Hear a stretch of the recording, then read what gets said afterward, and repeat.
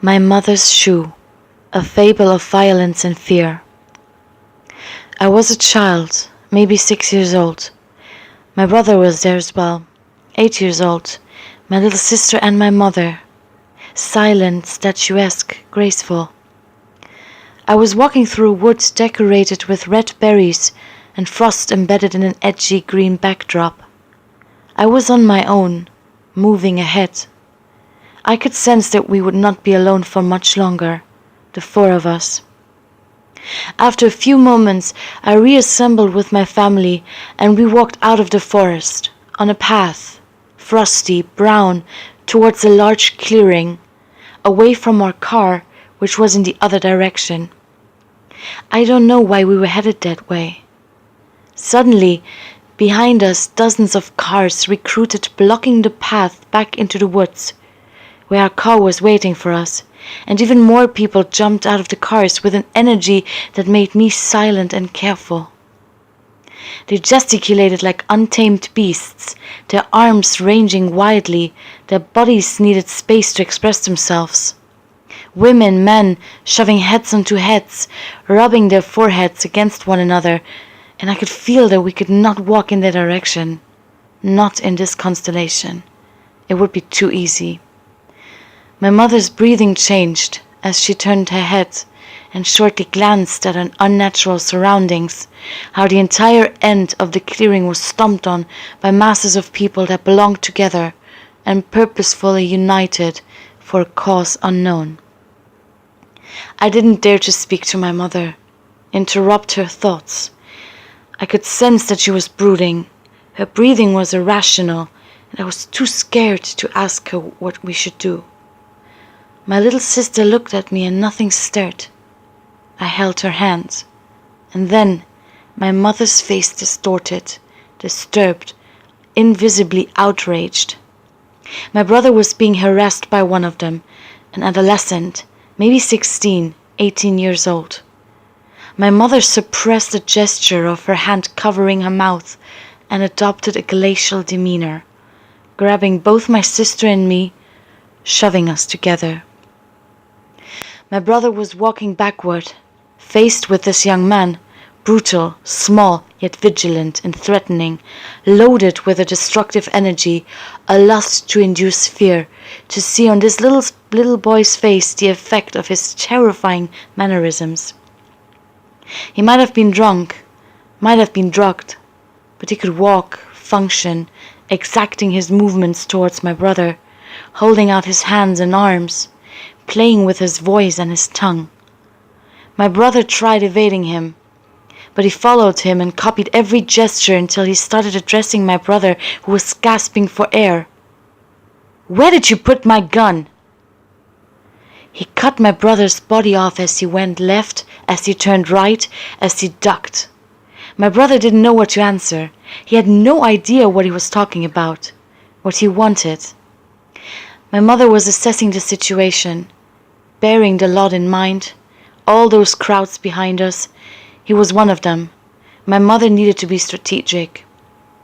"Why did you take my gun?" My brother was at a loss for words, desperate, rummaging through his brain for the right answer. He started to look at my mother, his eyes screaming for help. He didn't know what to say. The man became louder, more hectic, erratic. His breath became louder, his body unrulier. He barked and barked. "Where are you hiding my gun?" At one point, the young man's body was accelerated by my brother's muteness and ran into him so that he fell in front of my mother's feet, and the man noticed our presence for the first time. My mother acted. She picked my brother off the floor, dusted off his trousers, and shoved our bodies together, ducked, squatting, heads down together, holding each other, breathing, looking down, huddling, having each other's backs.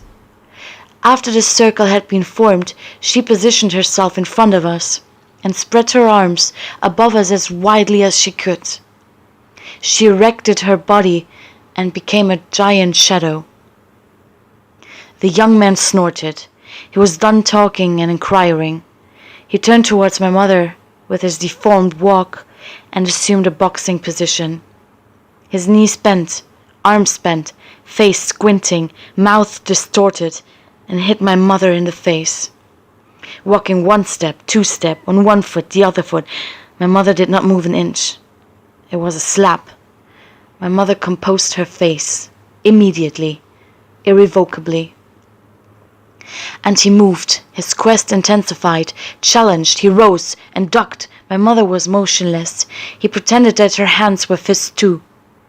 He licked his lips, another slap, then 1, 2, punch under her chin.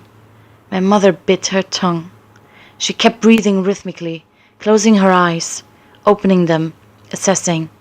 Another punch, faster, consecutive, another one, on the left side of the jaw, then the right side, step, step, he put his whole body into it. He exhausted himself, and she hardened her features. Her stoicism enraged him, and his thrusts became harder, intentional, damaging. 1, 2, punch. 1 step, 2 step, he landed a punch on her cheek, her forehead, her ear, her lip, and he howled diabolically, exhilarated, on fire. Blood ran down my mother's chin, and we knew, as a collected, united body, that we could not move, that we were part of her, and she did not falter.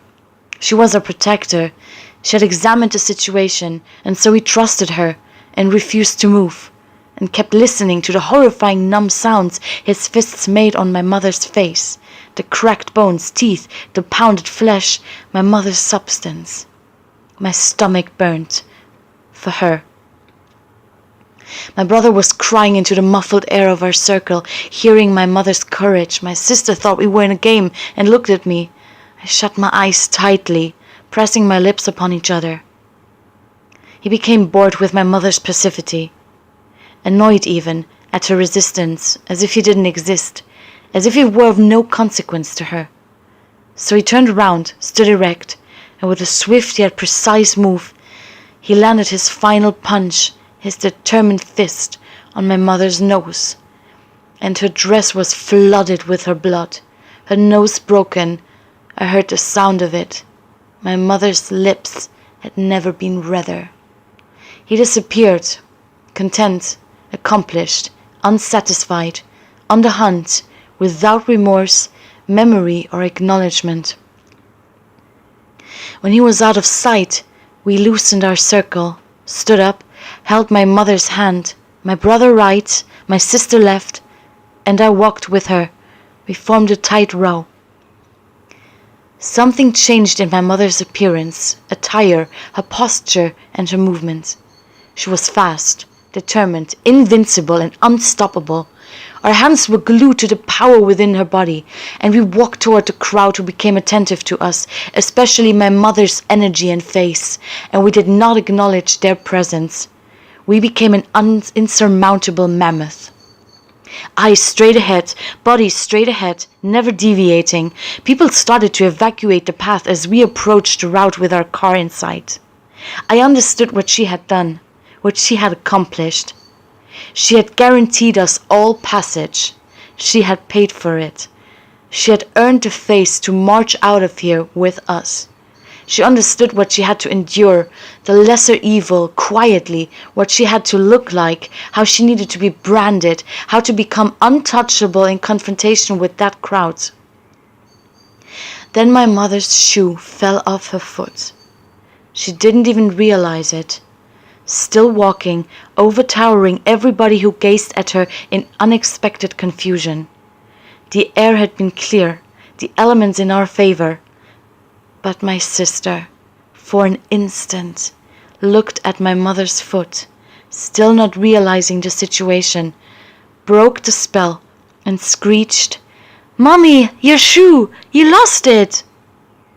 And she turned around, walked backward, the crowd eyeing her, and ran towards the lost shoe to pick it up and bring it back, and put it back on my mother's foot as she gasped in terror.